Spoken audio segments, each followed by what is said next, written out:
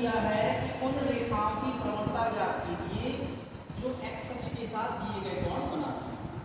कोण का मतलब हमें क्या दिया गया है, थीटा दिया गया है, ठीक है। तो हम जानते हैं n बराबर क्या होता है, tan, ठीक है। तो यहाँ पे हम रख देंगे tan पाई बाई 3, ठीक है। पाई बाई 3 का मतलब होता है 60 डिग्री। आप चाहे तो पाई की जगह 180 रख के मान निकाल सकते हैं। यहाँ पे आ जाएगा tan 180/3 और tan 60 का मान कितना होता है, तो आपका tan आ जाएगा ये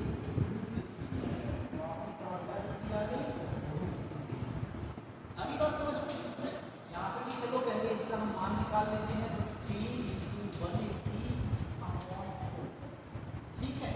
काट देते हैं 4 से, 4 × 16 और 54 से 20, 45, 5 से 15, यहाँ से देख 3 × 12 और 135 हो गया। Yes sir. अब हम प्रवणता का फॉर्मूला बना रहे हैं, n बराबर tan 135, ठीक है।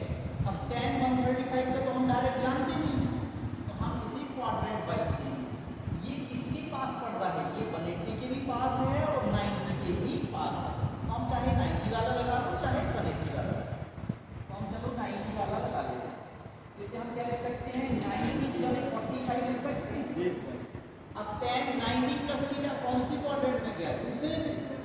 दूसरे में tan कैसा होता है, नेगेटिव, तो ये हो जाएगा नेगेटिव। साथ में 90 के साथ चेंज हो जाता है, तो चेंज हो जाएगा, tan का क्या हो जाएगा, cot हो जाएगा। तो ये cot 45 है। cot 45 की वैल्यू कितनी होती है, 1, तो आपका m आएगा -1। ये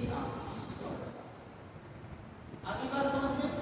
अब देखें एक और क्वेश्चन दिया है, यहाँ पे हमें रेखाओं की समीकरण दी है और वो कह रहा है कि हमें प्रवणता ज्ञात कीजिए, साथ में y अक्ष से काटा गया अंतर।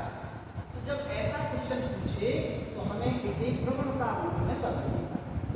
रेखा का प्रवणता रूप क्या होता है, ये होता है y बराबर mx + c, यही होता है प्रवणता रूप। तो हमें करना क्या है, y इस साइड रखना है, बाकी सारे नंबर उस साइड खींच देंगे और y के साथ कोई नंबर नहीं है, तो वहां पे भी हमें कोई नंबर ना हो, तो हम सबको ट्रांसफर करेंगे। तो यहाँ क्या आ जाएगा, 3y = 2x को भेजेंगे तो ये माइनस में जाएगा, 7 को भी भेजेंगे तो काय में जाएगा, माइनस में जाएगा। अब हम 3 यहाँ पे मल्टीप्लाई में पैसे भी भेज देंगे तो काय में चला जाएगा, डिवाइड में। तो y बराबर हो जाएगा -2/3 और 7 दोनों के नीचे डिवाइड में चला जाएगा। अब ये प्रवणता रूप हो गया। देखो जैसा हमारा प्रवणता रूप रेखा का होता है, ये उसी टाइप का हो गया। y बराबर ये m और ये x और ये c रहा होगा। तुलना करा देंगे y से, y बराबर mx + c से क्या कराने पर, तुलना कराने पर, कंपेयर कराने। तो देखो m की जगह क्या लिखा हुआ है, -2/3, तो ये m हो जाएगा -2/3। ये माइनस ये दिखा रहा है रेखा की डायरेक्शन दिखा रहा है, ठीक है ना। बाकी प्रवणता कितनी है, 2/3।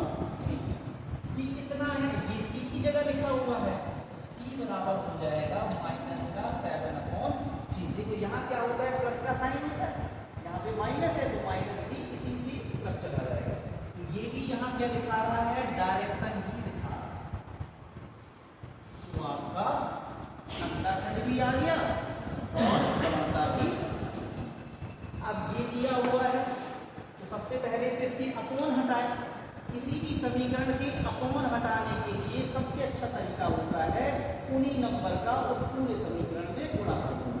तो देखो 3 को हटाने के लिए 3 का गुणा करना पड़ेगा, 2 को हटाने के लिए 2 का गुणा करना पड़ेगा। इससे अच्छा है 6 का गुणा करना। 6 का करेंगे तो 3 भी हट जाएगा और 2 भी हट जाएगा। 6 कैसे निकाला, इनका एलसीएम ले लिया।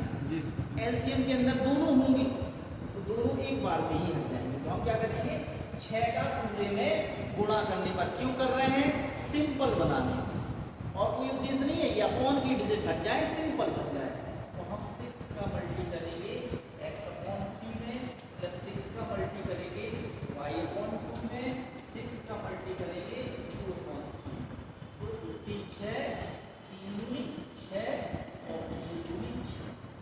कितना हो गया 2x प्लस 3y और 4।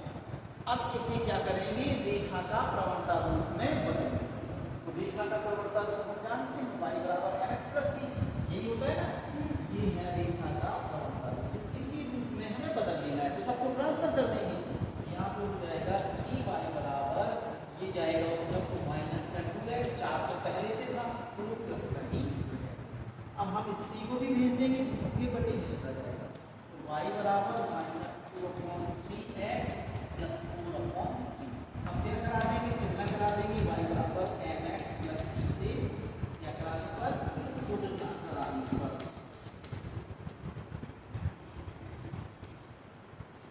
m के सामने क्या लिखा हुआ है, m के सामने माइनस का 2/3, ये आपकी प्रवणता होगी। और c के सामने क्या लिखा हुआ है 4/3, तो ये y अक्ष पर काटा गया अंतर। आया समझ में, कहीं डाउट है कोई, आसान है कि नहीं है? ऐसा